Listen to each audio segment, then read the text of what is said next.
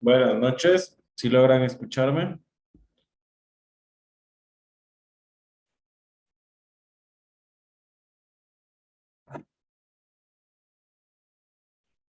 Buenas noches, por favor que alguien confirme si me logra escuchar.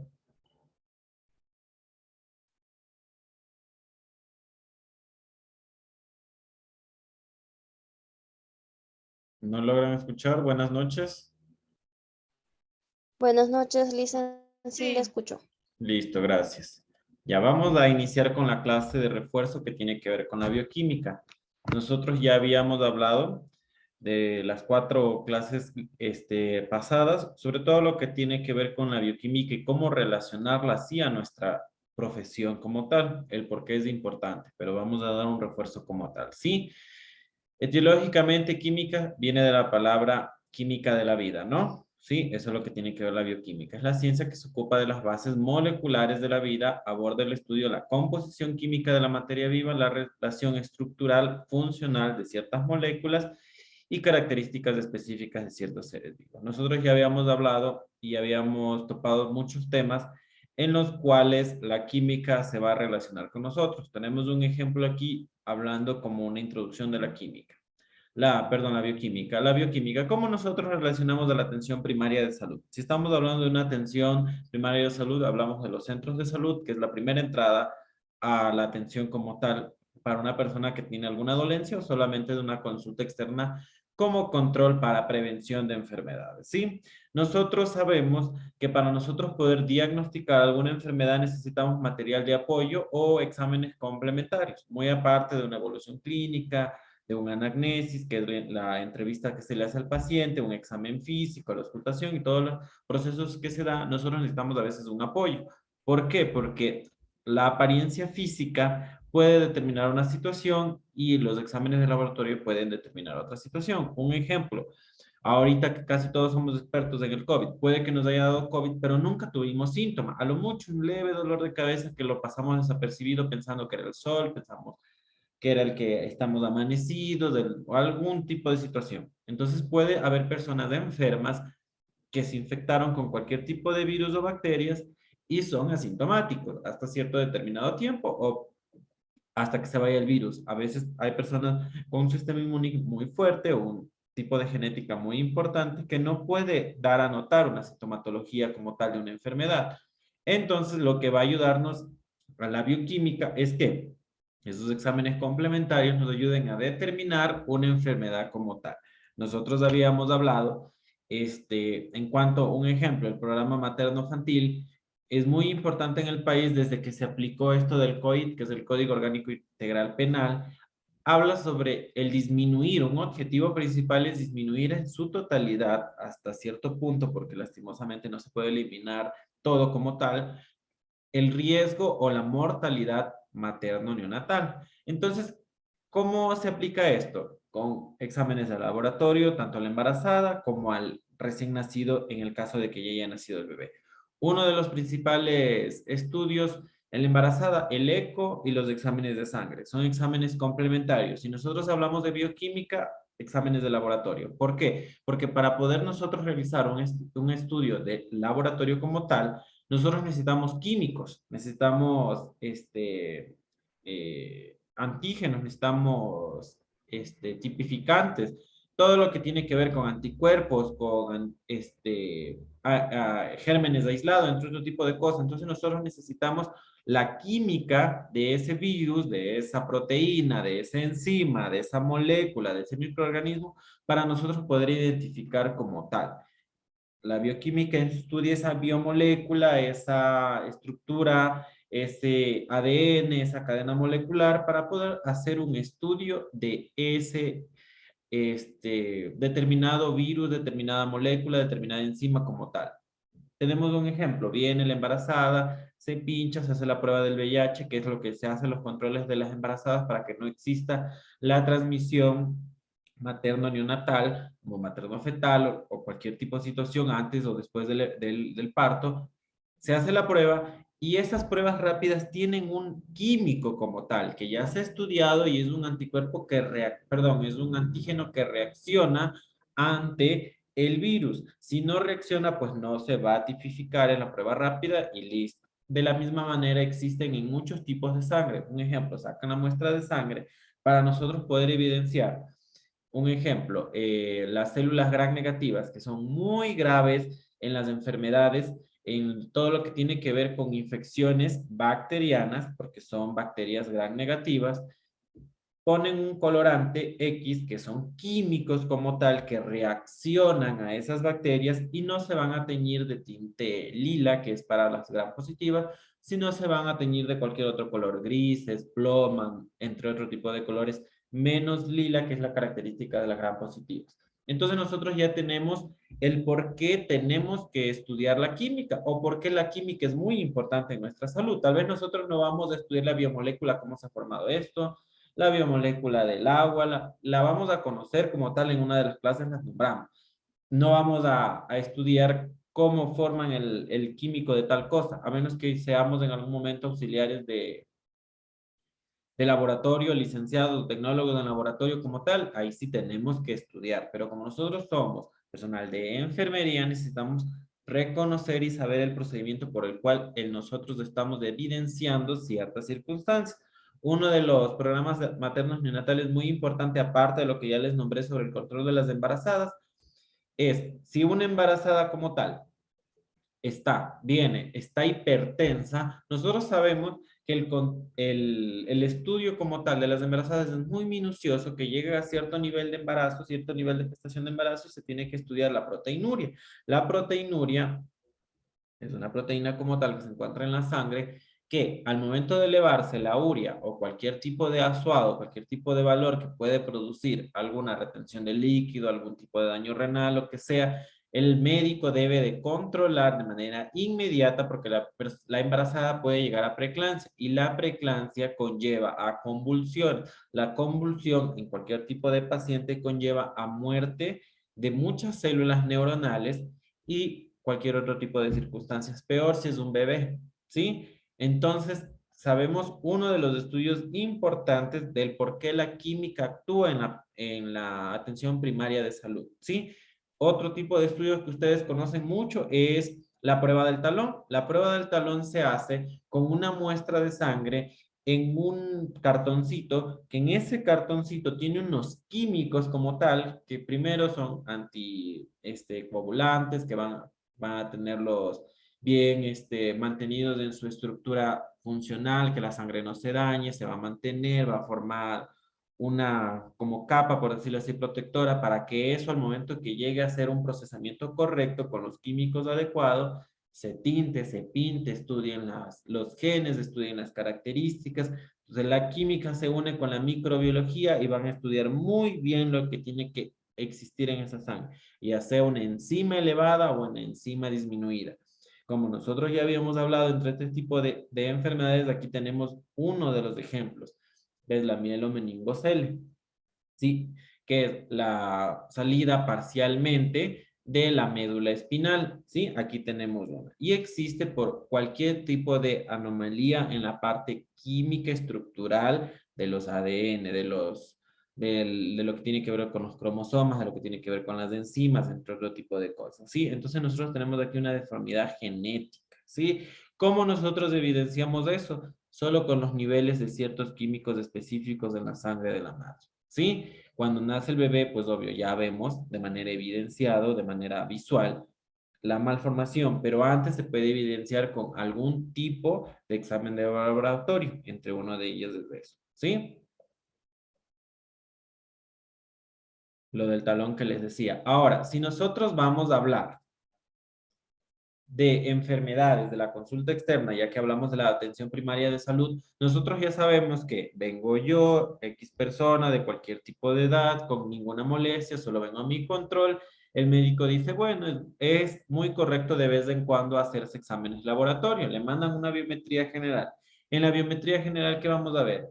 Niveles de glóbulos rojos, niveles de glóbulos blancos, cada uno va distribuido, si tiene anemia, no tiene anemia, si tiene infección, no tiene infección. El paciente visualmente y él se dice que no tiene ningún síntoma, o sea, está asintomático como tal. Le hacen un examen de laboratorio. Gracias a la química van a evidenciar que los glóbulos rojos están muy altos, tal vez hay una poliglobulia que se llame eso, y el riesgo de formar coágulos va a existir por cualquier otro tipo de circunstancias.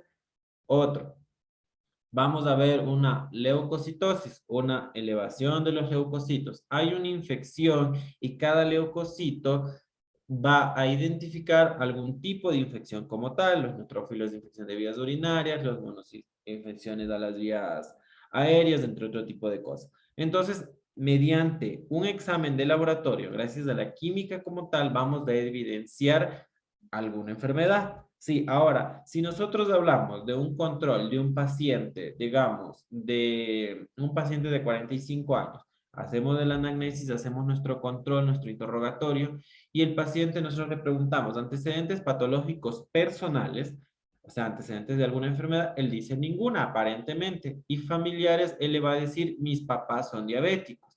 En ese momento existe la duda de que los hijos sean diabéticos, porque existe el riesgo de herencia como tal, o el riesgo que haya adquirido. Tal vez yo lo veo una persona que debe de pesar 60 kilos y veo que pesa 90 kilos, pues voy a hacerle un control de un examen de laboratorio para evidenciar. Yo veo la hemoglobina glicosidada que está altísima, entonces yo ya sé que ese paciente corre altísimo riesgo de ser diabético, y si está muy alta, pues lo más seguro es que sea un diabético como tal, no controlado ni no tratado.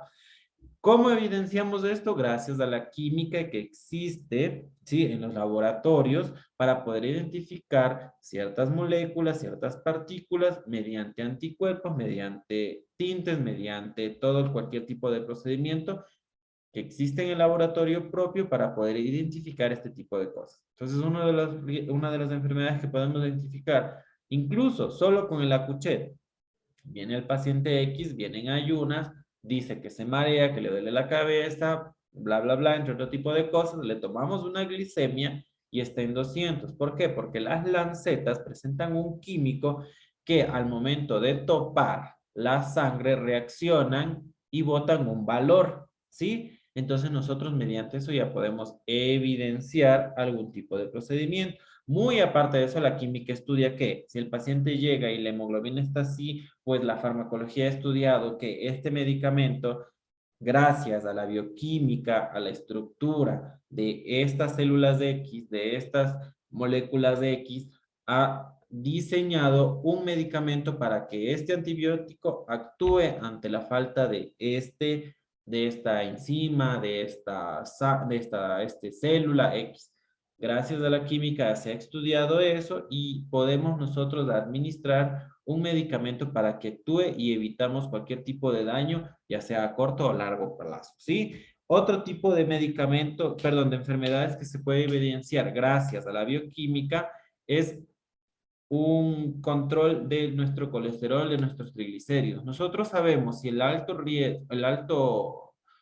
número, el alto porcentaje, el alto concentramiento que se encuentra en nuestra sangre sobre el triglicérido o el colesterol se encuentra disperso en la sangre y puede llegar a taponar cualquier vaso. En cambio, el triglicérido, uno de los mayores factores es que comienza a acumularse en los vasos, y si el vaso era así, va a comenzar a estrecharse porque en las paredes de los vasos se acumula, y lo que puede producir un taponamiento, si un estrechamiento tan alto, alguna esclerosis como tal de ese vaso, y lo que puede hacer es producir una isquemia, sea periférica, sea central o cualquier tipo, depende de dónde se encuentre. ¿Y cómo podemos nosotros evidenciar? Con un control y un examen de sangre a través de un laboratorio que viene a actuar la química como tal para poder evidenciar el número alto, bajo, de todo lo que tiene que ver con los colesterol y triglicéridos. ¿Cuál es la manera de prevención más rápida para nosotros? Una dieta correcta, y depende de cuál de los dos esté elevado, ya sea colesterol o triglicéridos, pues vamos a actuar mediante medicamentos como tal, ¿sí?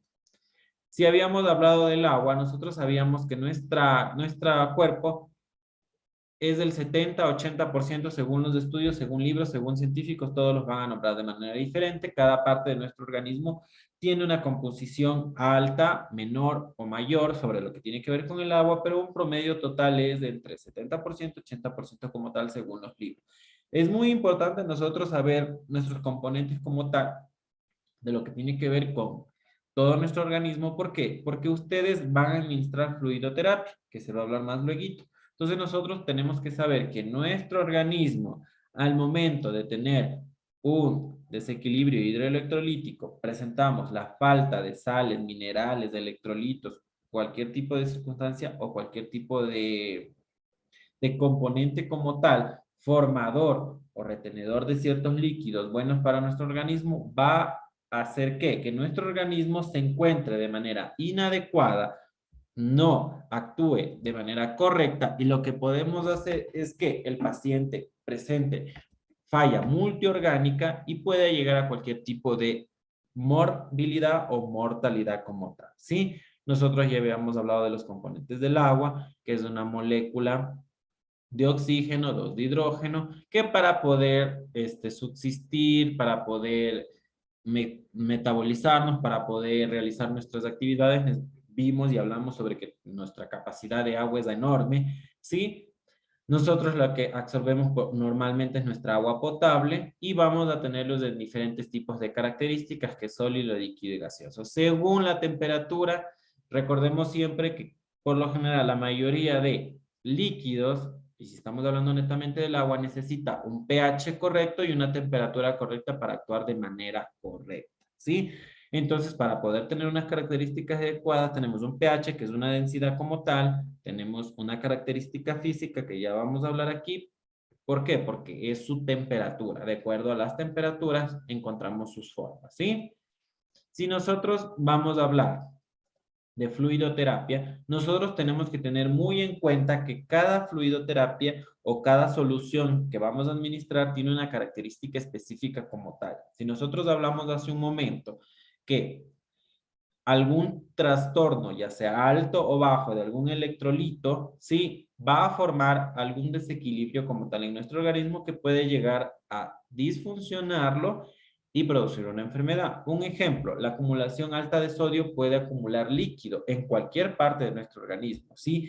Uno de los mayores riesgos de acumulación de edema cerebral, ¿sí? Porque al momento que hay edema cerebral, dilatamos pupilas y el daño cerebral ya existió, ¿sí? Si existe una disminución como tal del sodio, pues no vamos a estar lo suficientemente hidratados para que nuestros riñones funcionen de manera correcta, y lo que haga es empezar a acumular toxinas porque no va a eliminar de manera adecuada todo lo que tiene que ver con el líquido, que nuestros mayores filtrantes son los riñones, y va a eliminar a través de la orina, ¿sí?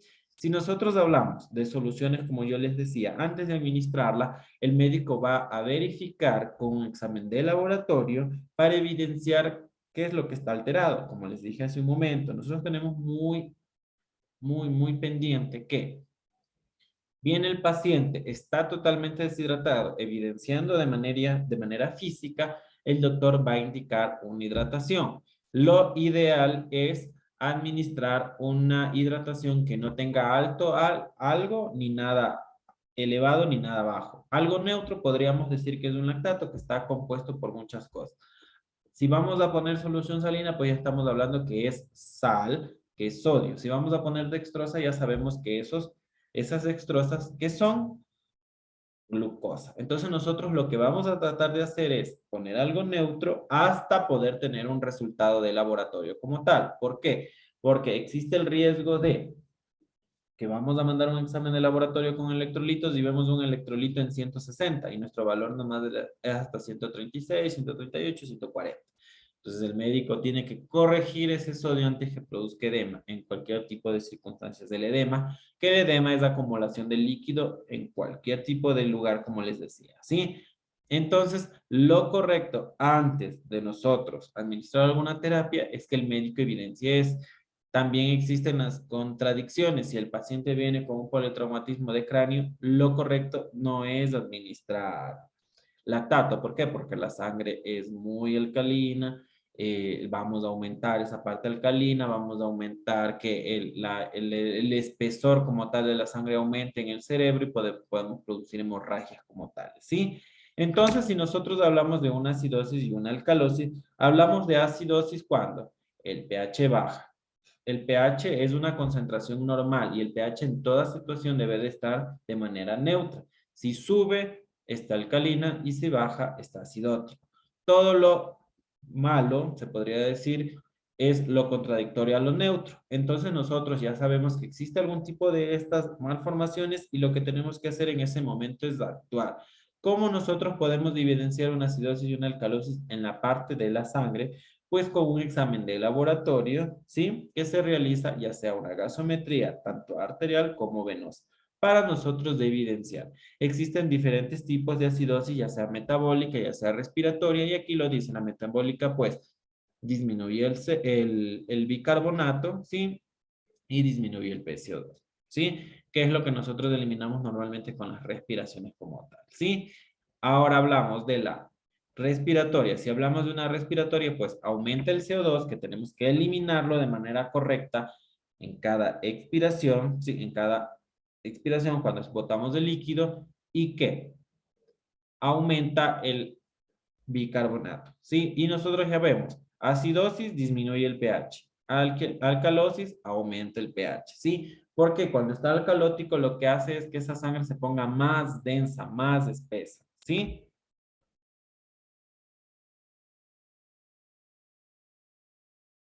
Aquí hablamos de las soluciones como tales. Si ya nosotros hemos evidenciado cualquier tipo de acidosis, de alcalosis o lo que sea, el médico va a actuar de esa manera. Como yo les decía, si el paciente está muy alcalótico, pues no voy a aumentar la alcalosis con lactato como tal para que se ponga más espeso, porque el riesgo de sangrado es muy alto, ¿sí? ¿Qué podemos nosotros hacer en esta parte de la fluidoterapia? Si vamos a hablar de líquidos como tal, que nosotros tenemos que saber que antes de administrar los líquidos, primero es una dosis correcta. Luego nosotros tenemos que saber una vía. ¿Por qué? Yo les ponía un ejemplo. Aquí teníamos el ejemplo de una glucosa al 10 y al 50%. Las moléculas, la cantidad de glucosa que se encuentra en esas soluciones son muy altas y las moléculas son muy gruesas. Y lo que va a producir al momento de administrar por una vía no adecuada es taponamiento de la vía, flebitis, que es inflamación de la vena, e incluso puedo producir una muerte como tal de tejidos con este tipo de hidratación. ¿Por qué? Porque al 50% es muy alto, ¿sí? Entonces no puedo administrar ese medicamento por ahí, ¿sí? Entonces nosotros hablamos todo este tipo de cosas. Un ejemplo, si el paciente está con signos de hipervolemia, que quiere decir bastante líquido, está súper taquicárdico, está bien hipertenso. Taquicárdico es frecuencias cardíacas altas, ¿no? Taqui es arriba. Hipertenso, hiper arriba. Tensión, lo que tiene que ver con la tensión arterial. Está elevado. Si le viene y le dice el médico, administre el embolo líquido, ¿qué va a pasar? Voy a aumentar ese corazón que trabaje más, se vuelve más taquicárdico, va a subir su frecuencia cardíaca, va a subir su presión arterial porque va a tener más líquido que eliminar y perdón, que bombear, y lo que vamos a producir es un alto riesgo de que el corazón se canse, se detenga o exista algún por ahí vaso medio débil y haga una hemorragia como tal, ¿sí? Es muy importante que antes de administrar se evidencien los signos clínicos del paciente. Si yo veo que un paciente está súper edematizado, está muy hinchado, que está acumulando líquido, yo no le voy a administrar más líquido a chorro porque lo que puedo causar es más acumulación de líquido y no solamente se va a ir a las partes periféricas, se puede ir a un edema agudo de pulmón, entre otro tipo de cosas, ¿sí? Los encharcamientos pueden incluso dañar los riñones como tal, ¿sí? Porque va a estar elimina y elimina y va a llegar algún momento de que las células del riñón, las nefronas como tal, se van a colapsar, se van a dañar los túbulos o algún tipo de cosas de la parte estructural neta del riñón y lo que vamos a producir es un daño a nivel renal. Peor si el paciente está con un daño renal y le va a estar mete líquido. No va a poder eliminar y lo que se va a hacer es encharcar como tal, ¿sí? Y existe mayor riesgo aún de que necesite diálisis, necesite diurético, entre otro tipo de cosas. Que el diurético es el que ayuda a orinar, ¿no? Sí, es muy importante los datos de laboratorio. ¿Por qué? Porque si veo que un paciente es diabético, yo le tengo una glicemia capilar, que es la que pincho, y sale 160, y yo lo normal sé que es de 70 a 120 máximo, yo no le voy a administrar dextrosa a chorro. El doctor le va a decir, póngale dextrosa 300 en bol. Le voy a decir, doctor, pero el señor está con una glicemia de 160. El doctor puede que le diga, sí, pero estamos con un sodio de 170. Claro, la dextrosa le va a ayudar a bajar el sodio, le va a ayudar, pero va a subir la glucosa. Entonces yo tengo que decirle al doctor que apenas termine de pasarle el bolo, le voy a hacer control cada media hora, cada hora. ¿Para qué? Para que esa glicemia no suba, no se dispare y produzca algún daño en nivel cerebral. ¿Por qué? Porque si sube, lo que puedo producir es falta de irrigación por el espesor de la sangre, lo que sea, alguna hemorragia o alguna parte de isquemia en algún lugar. ¿Sí? Es muy importante. La monitorización invasiva tiene que ver con cuando le hemos puesto un sede arterial que va directamente a la arteria o cualquier otro tipo de componente invasivo como tal, ¿sí? Cuando se indica lo correcto, como yo les decía, es cuando ya tengamos todo esto, ¿sí? Nosotros ya tenemos la evidencia clínica, el médico ya lo ha evaluado, ya ha dado determinantes de muchas cosas con la evaluación clínica que le ha dado, vienen los exámenes de laboratorio, entonces ahí el médico va a indicar específicamente qué necesita, ¿sí? Porque es normal que luego de media hora, una hora que ya están los resultados de exámenes, el doctor le dijo, como está deshidratadito, póngale una solución lenta de tanto y esperemos a los resultados de examen. Llegan los resultados de examen y le dicen, ¿sabe qué? A la solución hay que cargarle esto de sodio, una ampollita de potasio, hay que pasarle a 60. ¿Por qué? Porque el cálculo indica que con eso los mil equivalentes van a subir en un día y yo necesito tal cosa. Entonces, es normal que sí cambie. ¿Por qué? Porque va a existir la evidencia completa, correcta, de todos los parámetros, luego de toda la evolución como tal, ¿sí? Complicaciones. Por favor, si yo no sé algo, pues pregunto, averiguo, consulto con alguien que tenga más experiencia para yo poder administrar de manera correcta mi medicamento. Es muy importante y muy específico que ustedes administren bien las cosas porque como yo les decía, viene un niño y tal vez yo no me di que el cablecito, no me di cuenta que el cablecito estaba cortado, perdón, estaba doblado. Le abrí, veía que no caía, cayó cuando ya le abrí casi todo y le dije, y dije yo entre mí, ah, ya, con eso va a caer tanto. El niño desdobló y comenzó a caer a chorro. Si yo le paso a chorro a un niño, lo que puedo hacer es encharcarle, producirle, el metabolismo del niño es súper rápido. Y voy a producir un edema agudo del pulmón, un encharcamiento como tal, lo voy a colapsar al líquido, dependiendo de qué líquido le administre, y en vez de producirle un bien, le estoy produciendo un daño, ¿sí? Así que es muy importante, por favor, cualquier tipo de dudas de lo que ustedes tengan, lo averigüen porque en la fluidoterapia, así mismo como nos ayuda, nos puede perjudicar, ¿sí? Si hablamos de las soluciones como tal de cada uno, es muy importante la administración correcta, la preparación correcta. ¿Por qué? Porque como todos los ejemplos que yo les decía, si la dextrosa está elevada, el doctor le dice dextrosa al tanto, a chorro, ustedes saben que el paciente está con una glucosa elevada y le va a producir más elevación y la glicemia alta puede producir un coma diabético, entre otro tipo de cosas. Entonces yo tengo que informar, doctor, tal cosa, listo, el doctor ya avisó y a pesar de eso me dijo, está indicado, pues le vuelvo a repetir de manera asertiva que le voy a administrar nada más y listo. Pero si ustedes no comunican, no existe la comunicación como tal, el doctor le va a indicar una hipertónica que yo les hablé sobre esa concentración, ese medicamento. ¿Qué hacemos? Viene una medicación de sodio y le aumentamos sodio. ¿Para qué? Porque el paciente debe estar con un sodio bajo, ¿sí? Entonces vamos a administrarle esas hipertónicas para aumentar el sodio y eliminar cierto líquido de las células, cierta agua como tal, porque el sodio lo que ayuda a mantener es la homeostasis correcta, o sea, el líquido como tal correcto de la sangre. Entonces lo que nosotros hacemos es ponerle un sodio para evitar ese encharcamiento como tal de las células, eliminar y de alguna manera lo va a eliminar en la orina. Si el doctor le dice que le ponga una hipertónica y el sodio está con 160, pues yo le tengo que comunicar al doctor, doctor, el paciente está con una hipernatremia, que es el sodio acumulado, y usted me está indicando una hipertónica, sí está bien, y el doctor le va a decir, por este motivo sí, le hacemos un control para luego pasarle agua libre que va a disminuir el sodio. Es un ejemplo. Entonces, cada administración, por favor, muy, muy importante preguntar antes de administrar. Si nosotros hablábamos de las biomoléculas como tal, que es de la parte de nuestro organismo, es todo lo que tiene que ver con las funciones específicas de ciertos alimentos en nuestra dieta balanceada para poder ayudarnos a tener una función específica como tal de acuerdo a lo que nosotros nos alimentamos. Una dieta balanceada, correcta, nos va a ayudar a tener una estructura correcta de nuestro funcionamiento. Si hablamos de carbohidratos, nosotros sabíamos que los carbohidratos por lo general se encontraban en qué? Aquí tenemos un ejemplo. En el queso, en los panes, en los azúcares. Acordémonos que los carbohidratos se dividían ¿en qué? En monosacáridos, disacáridos, polisacáridos y los oligosacáridos. ¿Sí? Que cada uno va a depender de su estructura molecular como tal, de su estructura química. Si nosotros hablamos de bicarbonatos, hablábamos de azúcares. ¿Sí? Así que si nosotros sabemos que el paciente es diabético, no le podemos decirle, sí, aliméntate nomás con carbohidrato. El paciente que es diabético va a tener sus reservas de azúcar en la sangre muy altas.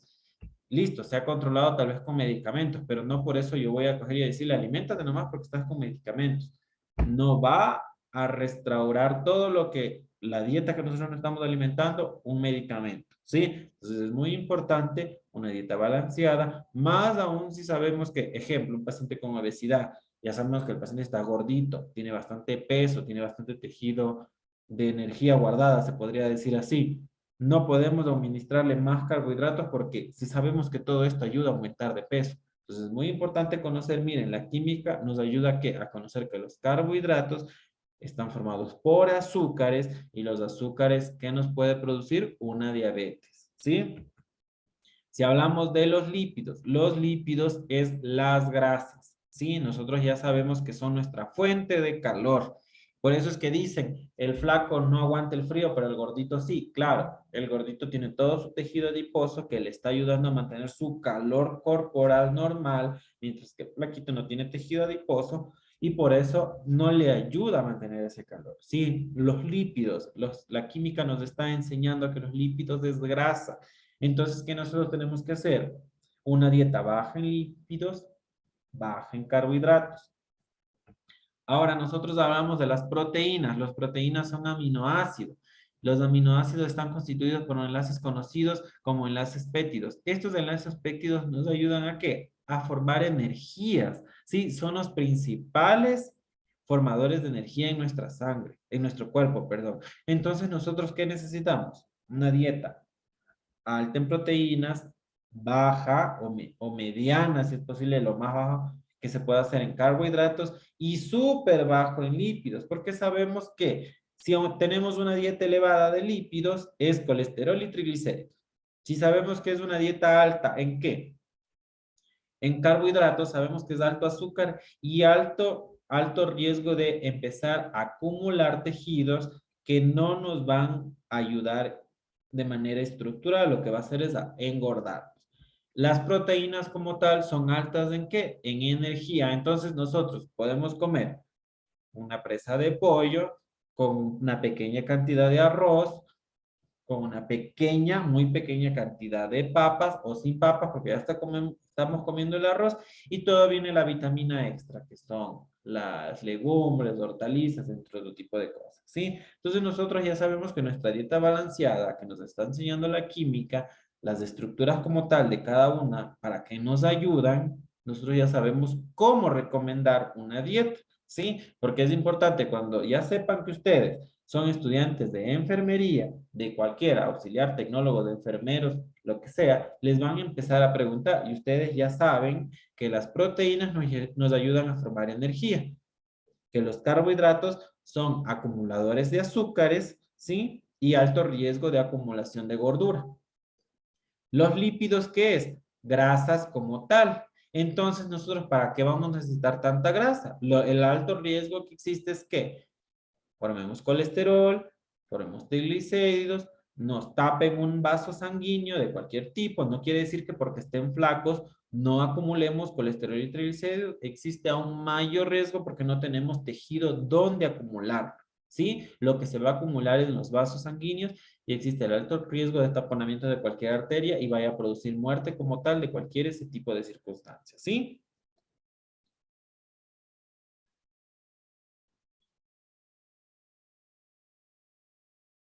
Vamos a hablar de las enzimas. Nosotros ya habíamos hablado sobre uno de los temas de importancia de las enfermedades como tales. Las enzimas son proteínas complejas que producen un cambio químico específico en todas las partes de nuestro cuerpo. Por ejemplo, para poder ayudar a descomponer un alimento, es lo que nosotros más conocemos. ¿sí? Nosotros ya habíamos hablado de que las enzimas tienen una función específica, que ¿qué era? Un mecanismo de actividad para formar energía. No era la principal, fuente, pero es un mecanismo específico para formar energía, que hablábamos sobre el adenosín trisfosfato, que es el ATP, ¿sí? Si nosotros hablamos de una enzima, aquí tenemos un ejemplo. Llega la enzima y su sustrato hace una unión como tal, produce lo que tiene que producir, la eliminación, degradación, lo que sea, en donde sea. Un ejemplo, la enzima pancreática viene, actúa en el alimento, se va el alimento degradado y la enzima está lista para volver a actuar. En el caso de que no se descomponga, se elimine, pero como nosotros tenemos producción continua de enzimas, pues se va a descomponer, eliminar y va a venir una nueva enzima que va a funcionar, ¿sí? ¿Qué hace? Producir una actividad específica que nosotros hablábamos sobre energía. Viene la enzima, transforma y degrada el alimento, produce una actividad específica que es un producto, ¿para qué? El adenosín trifosfato. ¿Qué es el adenosín trifosfato? Una molécula que nos da energía a la célula. Entonces, la célula, el glóbulo rojo, la plaqueta, X, cualquier tipo de célula, lo que va a tener es de energía para poder activarse y realizar sus funciones normales. Si nosotros no tenemos enzima, pueden determinarse muchas enfermedades, las cuales yo les mandé a hacer una tarea. Tenemos muchos ejemplos de enfermedades, ¿sí? E igual como hablábamos de la sangre, cualquier molécula, cualquier líquido, cualquier circunstancia necesita un pH, una temperatura correcta, ¿sí? En el caso de las enzimas necesitan un cofactor. ¿Qué significa eso? Un ayudante como tal. Claro, la enzima, como vimos aquí, no actúa sola, ¿sí? Si hablamos de las más conocidas, nosotros lo que más hemos escuchado son las metabólicas y las digestivas. Yo les ponía un ejemplo hace un momento sobre las enzimas digestivas del páncreas. Existen las enzimas digestivas del hígado, que son las más importantes y las primordiales para nuestra digestión. Un ejemplo, si llega a cierta edad, después de los 55 años, nosotros, perdón, después de los 45 años, nosotros ya empezamos a disminuir la producción de lactasa. La lactasa nos ayuda a tolerar ciertas partes de los lácteos y podemos degradar, eliminar sin producir una diarrea o una eliminación como tal inadecuada. Cuando empezamos a disminuir la producción de lactasa, que es esa enzima como tal, ¿qué nosotros hacemos? Intolerancia a la lactosa, ¿sí? Ya no vamos a tomarnos 2 vasos de leche sin que nos produzca algún dolor o alguna diarrea como tal y podemos producir un daño, ¿sí? Nos va a producir una diarrea, no vamos a absorber bien los alimentos y es por la falta de esta enzima como tal. ¿Cómo nosotros podemos ayudarnos en nuestra dieta? Pues disminuir. Si yo en mis 40 años yo estaba acostumbrado a tomarme 3 vasos de leche al día, pues ahora voy a fraccionarlo de manera diferente para que haya una tolerancia adecuada y mis enzimas actúen. Si yo ya veo que está pasando algo normal, que ya me hace daño o ya no tolero nada, pues tengo que visitar a un médico para que me haga el estudio mediante la química de nuestra sangre, mediante la química de nuestro organismo, van a estudiar qué tal vez me hace falta, ¿sí? Nosotros hablamos de los niveles enzimáticos, como yo les decía, tenemos que tenerlos de niveles enzimáticos. ¿Por qué? Porque nos van a ayudar a degradar, a transformar nuestros alimentos y lo que nos va a ayudar es a qué? Activar ciertas funciones, ciertos procesos que van a generar un producto para nuestra energía celular y por ende nuestra energía normal de nuestro organismo. Sí, nosotros tenemos enzimas en todo lado. Sí, los más, como yo les decía, lo que más conocemos es de la parte de nuestra parte digestiva como tal, la boca, que viene en el estómago, luego del estómago vienen los que se adaptan tanto del hígado como del páncreas, y luego vienen las partes digestivas como tal, ¿sí? Aquí hablamos, un ejemplo, miren, que es lo de la porfiria que yo les mandé a hacer una tarea sobre el aumento o la disminución como tal de ciertas enzimas de nuestro organismo. Tenemos la porfiria que es ocasionada por la deficiencia de enzimas que ayudan a la biosíntesis del grupo hematológico como tal, que es la hemoglobina, parte esencial de los glóbulos rojos. Sí, aquí tenemos un ejemplo. Y si sabemos que nos ayuda en esta parte de los glóbulos rojos como tal, ¿qué pasaba? nuestros glóbulos rojos transportan oxígeno. Entonces quiere decir que existe el alto riesgo de deficiencia de oxígeno o de alguna parte del oxígeno. Pues va lastimosamente a afectar de esa manera directa, ¿sí? Tenemos otro de los ejemplos como tal. Hablábamos sobre el aumento. Nosotros hablamos de un aumento cuando, ¿qué? Un ejemplo, la persona que está acostumbrada a tomar, toma todos los días, saltando un día, cada fin de semana, el hígado va a producir muchas enzimas para contrarrestar esa líquido, esa dieta, ese alimento, esa sustancia, esa toxina que ingresa a nuestro organismo, va al estómago, nuestro estómago no lo metaboliza de manera correcta, pero como llega bastante cantidad, lo que hace el hígado es comenzar a producir y llega al punto de seguir produciendo y llegar a inflamarse como tal, y lo que puede producir es una hepatitis como tal, la inflamación del hígado, ¿sí? Existen por diferentes tipos de situaciones, no solo por el consumo de alcohol, puede existir el consumo alto de ciertos medicamentos. Un ejemplo, el paracetamol, el acetaminofén, el umbral, el analgán, que es lo mismo, en altas dosis por bastante tiempo, lo que va a producir es que el hígado se empieza a enfermar porque es su lugar metabólico como tal, específico, ¿sí?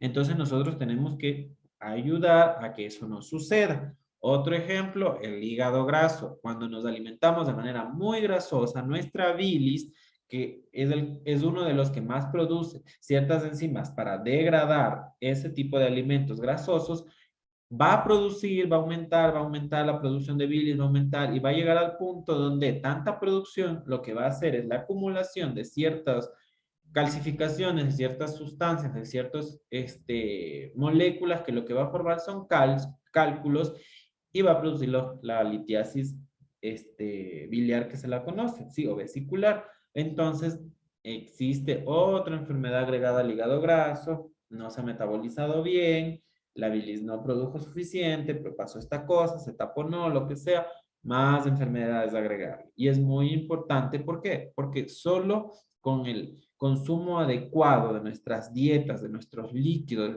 de nuestra vida diaria, podemos ayudar a que la química de nuestro organismo esté muy bien, que las enzimas no se afecten, no aumenten de manera brusca para no dañar nuestro organismo como tal, ¿sí?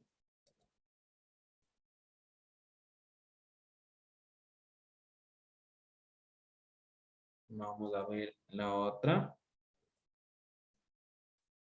Listo. Si nosotros hablamos de una bioenergía, que es la bioenergética, que es la parte de la biología relacionada con la química física, que se encarga del estudio de procesos de absorción, transformación y entrega de energía a nuestro sistema.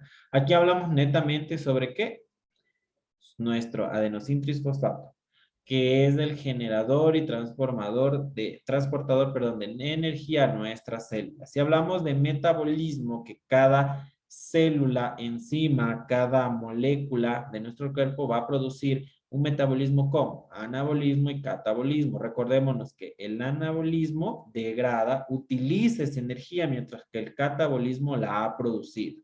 ¿Sí? Son dos procesos que lo tienen tanto las plantas como los seres humanos, ¿sí? Son heterófagos y autótrofos, ¿sí? Si hablamos de nuestros principios de termodinámica, nosotros hablábamos que los seres vivos, si hablamos del primer principio, son sistemas abiertos que intercambian materia y energía con el ambiente. Un ejemplo, las plantas, ¿sí? Si hablamos del segundo ley de la termodinámica, toda la transferencia energética se genera energía calórica, lo cual puede ser fijada en un tejido utilizando como trabajo para perderse o formar de calor. Nosotros, cuando nos da cierta actividad, comenzamos a producir calor como fiebre. ¿Por qué? Porque es algo inadecuado a nuestro organismo, ¿sí? Para nosotros poder tener una ley de termodinámica, pues existimos el calor que conlleva una temperatura como tal, ¿sí? Si nosotros hablamos sobre una relación de esta termodinámica, hablamos netamente de nuestras funciones específicas para podernos autorregular, como yo les decía. Nosotros sabemos que nuestra energía principal es del adenosíntrofosfato. Para poder nosotros formar nuestras energías necesitamos todos los procesos anteriores que habíamos hablado sobre catabolismo, anabolismo, mediante enzimas para poder generar todo esto, ¿sí? El ATP.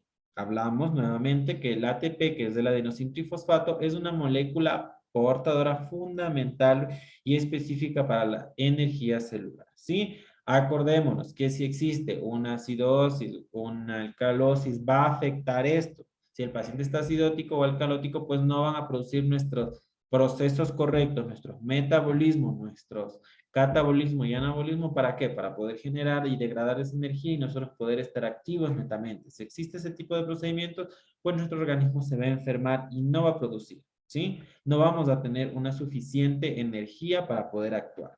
Nosotros habíamos hablado sobre el ciclo de Claire, que se dio así por el apellido de la persona que lo descubrió, que era el conjunto de reacciones que tienen lugar en la mitocondria, que es un lugar específico de la parte de la célula como tal, que permite oxidar completamente los hidratos de carbono.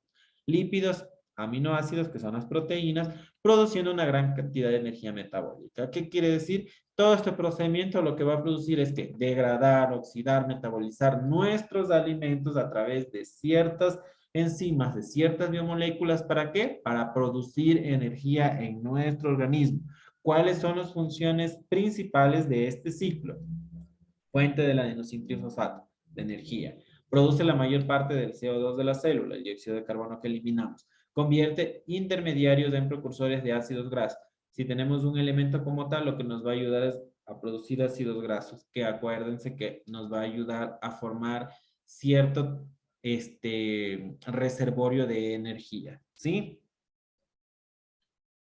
Nuevamente vamos a hablar sobre los carbohidratos, que ya los hablamos específicamente hace un momento como tal. Aquí tenemos los ejemplos. Por favor, una dieta balanceada. Los carbohidratos son azúcares. Acuérdense que son monosacáridos, disacáridos, oligosacáridos y polisacáridos. Se denominan según la cantidad de azúcar como tal, ¿sí? Que tienen en su organismo. El alto consumo va a producir aumento de peso y aumento de azúcar en nuestra sangre, ¿sí? Fuente de energía, proporciona estructura, ¿sí? Defensa para nuestro organismo, ya sabemos. Aquí hablamos sobre cuál es uno de los valores importantes en lo que tiene que ver con el consumo de carbohidratos para poder nosotros saber que nuestra dieta de carbohidratos es adecuada, la glucosa. Si la glucosa está elevada, quiere decir que nuestra dieta a base de carbohidratos, que es azúcares, está elevado como tal. Si el paciente tiene antecedentes o riesgo de familias directas como mamá, papá, hermanos diabéticos, yo también tengo el riesgo de eso, ¿sí? Ya sea por la dieta o ya sea por herencia. Si hablamos de los lípidos, ya habíamos hablado que eran grasas como tal. Es la parte de que existen lípidos buenos y lípidos malos, pero todo en exceso es malo. No vamos a, porque sabemos que del aguacate hay grasas buenas, vamos a comer 10 aguacates en el día, 3 aguacates en el día. Tenemos que ir variando porque todo en exceso nos va a afectar. ¿Sí? Acordémonos que los lípidos es grasa, ¿sí? No nos olvidemos, diferentes tipos de alimentos nos van a llevar a los grasas buenas y las grasas malas, como yo les hablaba. Si hablamos del omega 3, nosotros sabíamos que el omega 3 era un antioxidante, nos ayuda mucho, mucho, mucho. Es antiinflamatorio, ¿sí? Y es uno de los principales que según los estudios se ha relacionado con disminuir enfermedades cancerígenas, ¿sí? Hablábamos hace un momento de los triglicéridos, ¿sí? Y del colesterol. Miren, las proteínas. Es muy importante una dieta alta en proteínas, siempre bien distribuida. No quiere decir que porque dice que tengo que comer alto en proteínas, pues me voy a comer 3 presas de pollo o tres carnes así de que cubre el plato. Lo correcto es nuestra porción de acuerdo a nuestro peso, ¿sí? Es muy importante una dieta alta en proteínas, baja o mediana en carbohidratos y muy baja en lípidos para nosotros poder tener una adecuada metabolización, un adecuado organismo bien funcional y por ende eliminar lo innecesario en todo nuestro organismo, ¿sí?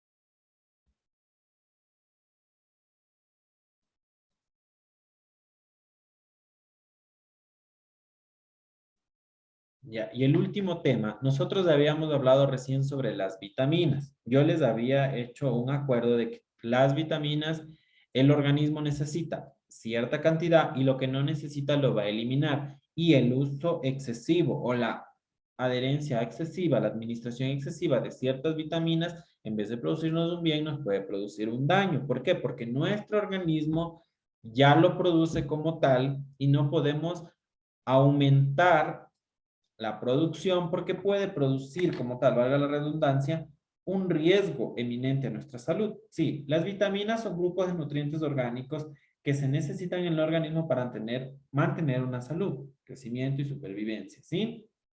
Su ausencia produce deficiencia de algunas funciones biológicas que pueden llegar a la muerte, ¿sí? No generan energía. Tengamos en cuenta esto. Las vitaminas ayudan, son coayudantes. Viene una molécula, viene la otra, viene la vitamina y fomenta, ayuda a que ese procedimiento energético se produzca, pero no son formadores de energía, ¿sí? La cantidad de vitaminas requerida es pequeña según nuestro microorganismo o macroorganismo, ¿sí? De acuerdo a los miligramos y macrogramos que necesitemos como tal. Como yo les decía, aquí tenemos el ejemplo de lo que les decía aquí que no generan. La mayoría sirven para sintetizar coenzimas. Hablamos de las enzimas que ayudan a metabolizar, a degradar ciertos alimentos. Entonces la vitamina viene, le ayuda a eliminar, a producir energía. ¿Sí? Va a fomentar, va a coexistir, a coayudar a ese tipo de cosas. ¿Sí? Nosotros habíamos hablado recién que las vitaminas como tal se van, bueno, aquí tenemos un ejemplo, se van a encontrar en diferentes tipos de alimentos, ¿no? Y por eso es muy importante lo que les vengo diciendo, que la dieta balanceada es muy importante, ¿sí? Para poder nosotros existir y vivir bien. Cada una de nuestras vitaminas cumplen una función específica en nuestro organismo y nos ayudan a ciertas, a disminuir ciertas enfermedades o ciertos daños como tales. Un ejemplo, la vitamina A que ustedes han escuchado mucho, ¿a qué nos ayuda? A evitar que el niño tenga problemas en un futuro, ya cuando seamos adolescentes o adultos, de visión. Sí, es por eso muy conocido de que cuando el niño dicen que tiene problemas de visión, es que ese niño no comió zanahoria, porque la fuente de vitamina A principal, uno de los principales de la dieta es la zanahoria. La vitamina K es un anticoagulante, nos ayuda a formar ciertos coágulos importantes. ¿Para qué? Para tener una buena circulación, que no haya sangrados en cualquier tipo de circunstancias. Tenemos la vitamina C que nos ayuda a ¿qué? A formar ciertos tipos de cicatrizaciones, nos ayuda a la piel, nos ayuda a evitar caídas del cabello y nos ayuda a tener nuestro sistema inmunológico fuerte. La ausencia de cada uno, aquí tenemos un ejemplo de funciones y los síndromes de deficiencia de cada uno, ¿sí? La ausencia de cada uno va a determinar ciertas enfermedades o va a determinar ciertas fallas en nuestro organismo.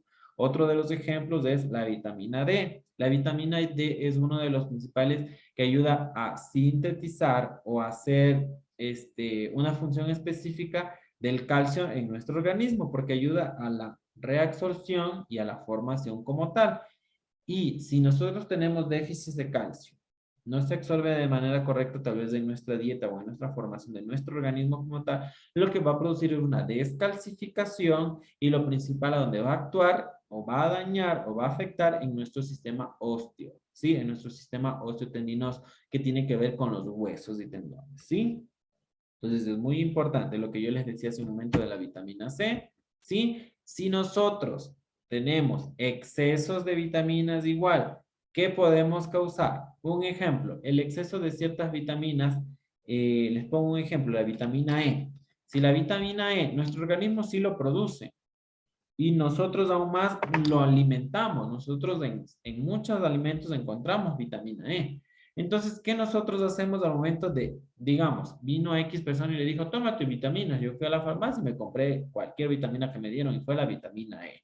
La alta producción de vitamina E, si la vitamina E nos ayuda a la formación de colágeno en nuestro organismo y nosotros somos 30 años y estamos formando colágeno, lo que nos puede ayudar es a que nuestra piel se haga más gruesa, nos empieza a producir algún tipo de anomalía en la parte del riñón, porque por ahí se va a eliminar y como estamos produciendo excesivo consumo de vitamina E, podemos incluso llegar, si la vitamina C se consume en dosis altísimas, se ha evidenciado que de manera bioral puede producir cálculos, estimula la acumulación de ciertos sedimentos y que puede producir cálculos. La vitamina E se ha encontrado quistes como tal, formadores en cualquier parte, ya sea de agua, de ciertos tipos de tejidos como tal, formadores de colágeno, que son quistes producidos por el exceso consumo de vitamina A. Se ha dado en esos estudios. Entonces nosotros tenemos que saber que para podernos administrar una vitamina, consumirla de manera vía oral, intravenoso, como sea, de forma farmacológica,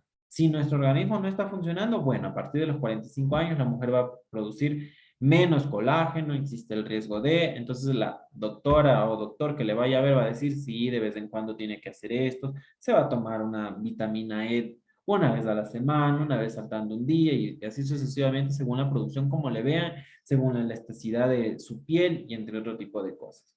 Entonces, no podemos aumentar el riesgo de vitaminas de nuestro organismo solo porque alguien me lo dijo sin evidencia científica. Lo que va a producir es un daño. Ahora, la ausencia o carencia de esto sí existe de manera genética. Un ejemplo, los niños con autismo tienen un alto riesgo de una mutación de esta enzima como tal. Otro tipo de riesgo es la baja producción de vitamina B. Entonces nosotros sabemos que ese tipo de enfermedades como tal se les va a ayudar en la parte de la dieta, en la parte de suplementos como tal. ¿Para qué? Para que no existan muchas enfermedades. Porque si yo sé que si hay falta del grupo de vitamina B, vamos a producir algún tipo de anemia. Todo el grupo de vitaminas lo que nos va a ayudar hasta que nuestro sistema inmunológico esté fuerte y nos ayude a qué? A ser ayudante a nuestra formación de energía. Y la falta de esto, podemos ver un niño, un ejemplo de 5 años, no se alimenta bien, le encanta la golosina, lo único que está haciendo es acumular de carbohidratos, acumular de azúcares, pero no está acumulando energías como tales buenas, no está teniendo vitaminas y lo que yo lo veo es que un momento se hiperactiva por el azúcar hasta que me llegue a metabolizar y luego se pone de manera hipoactiva. Entonces yo ya sé o puedo evidenciar que le hace falta algún tipo de circunstancia en nuestro organismo. Ya puede ser vitaminas, puede ser enzimas, puede ser cualquier tipo de cosa. Tenemos otro tipo de ejemplos en la parte de la ausencia, los veganos y los vegetarianos. Nosotros sabemos que las proteínas son formadoras principales de nuestra energía y nos iba a ayudar a la formación, estructura de los glóbulos rojos como tal y de la hemoglobina específicamente. Si les hace falta a los veganos la alimentación como tal de las proteínas y las proteínas son carnes, ¿sí? Sabemos que esa persona va a necesitar B12, o sea, algún tipo de vitamina que le ayude a fomentar la hemoglobina o que ayude a formar glóbulos rojos. ¿Para qué? Para que su organismo funcione bien. Entonces, en ese tipo de personas, los médicos, nutricionistas, quien sea que le vaya a ver, va a ayudar a hacer algo extra en su dieta para poder tener una función correcta, ¿sí?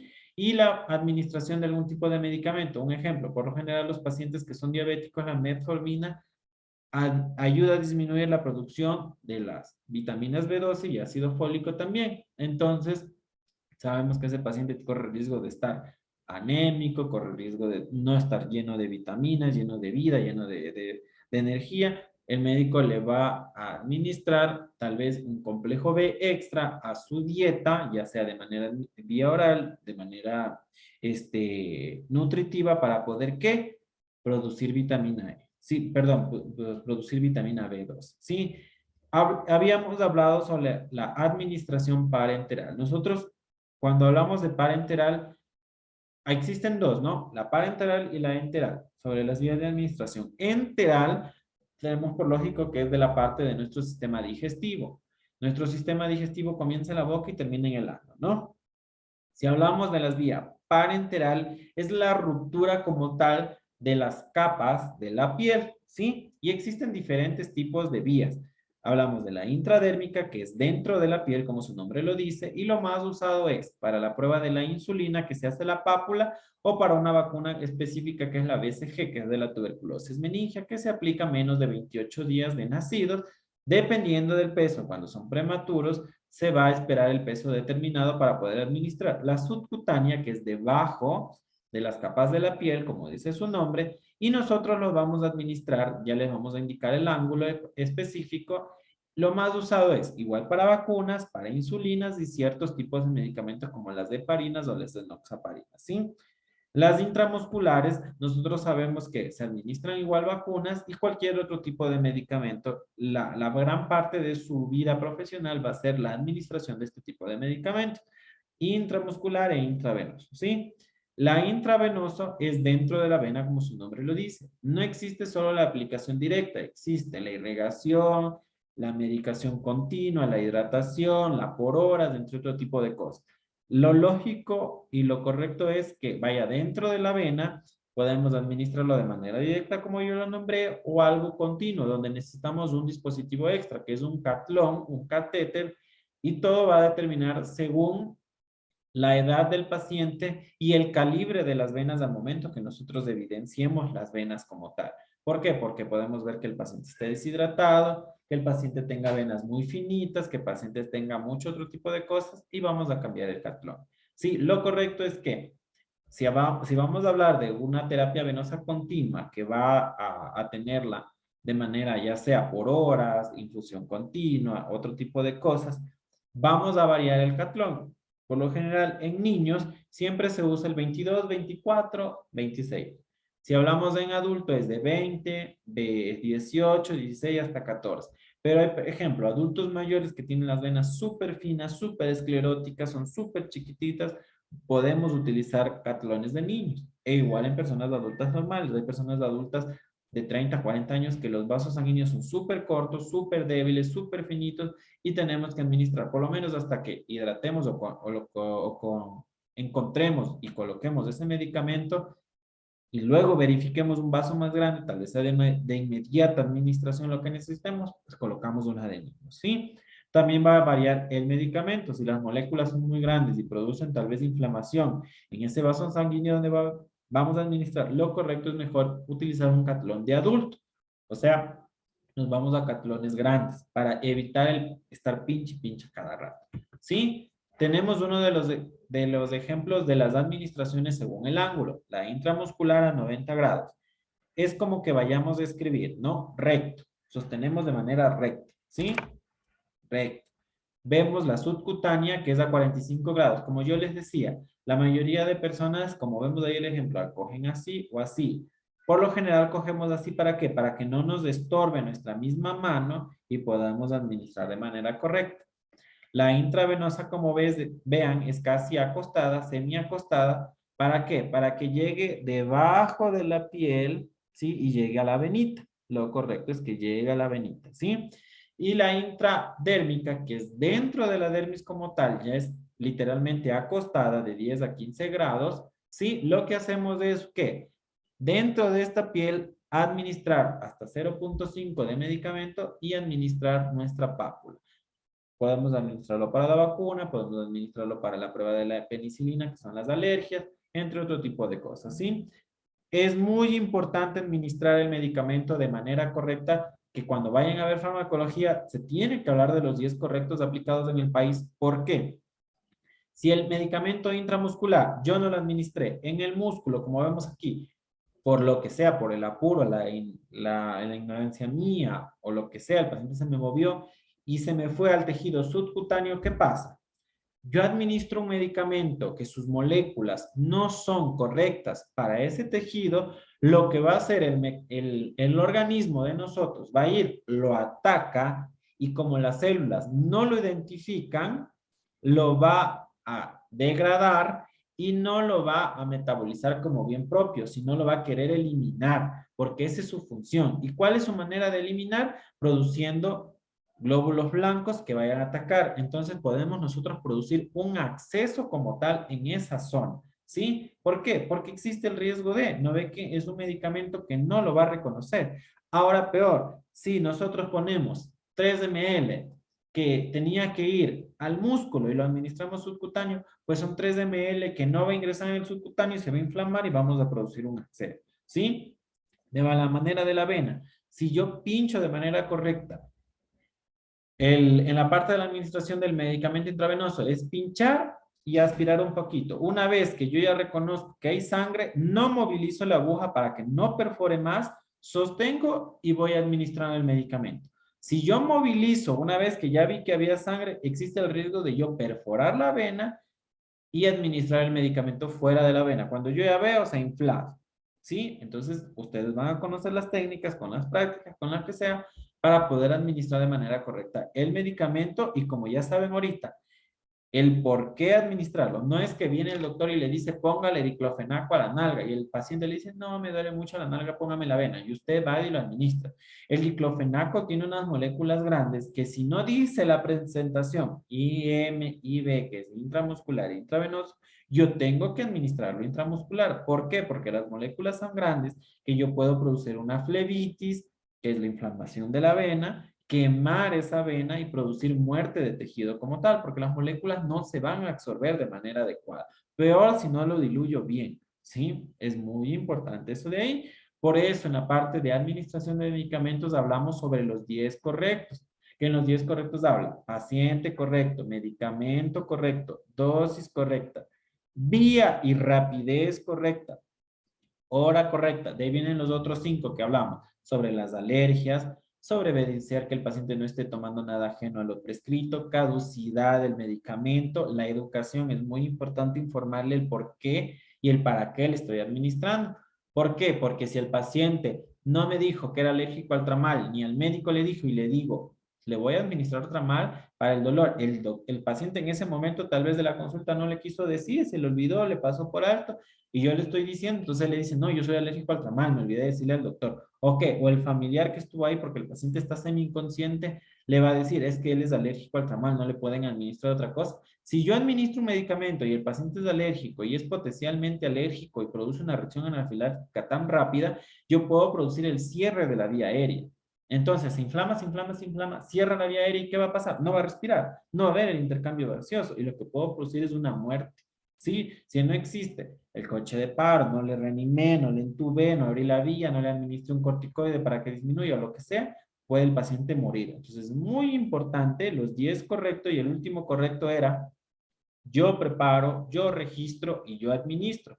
¿Por qué? Porque puede existir que se saltaron los 9 correctos, X persona cogió, le dio preparando, no vio bien el medicamento, no vio bien que estaba caducado, no vio bien que eso era intramuscular, no intravenoso, vaya usted lo administra y el que le tocó, porque tal vez era su turno, era su paciente y su firma va en el horario, lo que sea, usted es el culpable, porque la evidencia es la palabra, lo que sirve es lo escrito, no lo hablado, porque puede haber lo que sea, testigos, lo que sea, pero lo que esté escrito es lo que sirve. Los 10 correctos son muy importantes para evitarnos cualquier tipo de problema legal.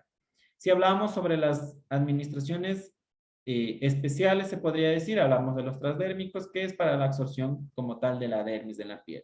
Vía nasal, como su nombre lo dice, por la nariz. Existe el spray en gotas y también existe cuando el paciente está entubado, que la finalidad es que entre a la vía aérea, ¿no? Puede que sea de manera nasal como tal, y si es para parte de la vía aérea, que ya vaya, vía aérea baja, alta, media, o como los pulmones como tal, que son la baja, pues si el paciente está entubado, se va a administrar por ahí. La vía oftálmica, existen gotas y pomadas, como ven, siempre es de adentro hacia afuera, para que no haya el retorno y se acumule solo en la parte interna, que es la parte hueca de nosotros aquí adentro, ¿sí? Lo correcto, si son gotas, administrar, esperar unos segundos que se distribuya bien y ahí sí en el otro ojo. ¿Por qué? Porque a veces ustedes le ponen, el paciente, a pesar de que ustedes no les dicen, se mueve y se riega y ya no existe la administración correcta porque ya no hay una dosis correcta del medicamento, ¿sí? Siempre recuerden los momentos de lavado de manos porque yo voy a topar mucosas y puedo afectar, contaminar en vez de ayudar, ¿sí? La parte óptica, siempre recuerden, del lado contrario, esté acostado y las gotas como tal. ¿Para qué? Que estén unos minutos para que sea una absorción correcta y si es de ponerle en el otro oído, pues luego de unos minutos, de 10 a 15 minutos, les voy a poner en el otro.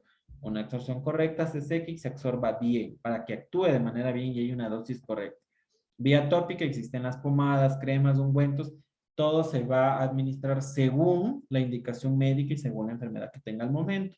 Recordemos que es una leve capa. Yo cojo en los dedos de manera circular de adentro hacia afuera, froto y ya. No es que cojo bastante, le embarro, luego pongo más, porque lo que voy a producir es que se acumulen o se tapen ciertos puntos, produzca un tejido sebáceo, grasa y no se va a absorber de manera correcta, ¿sí?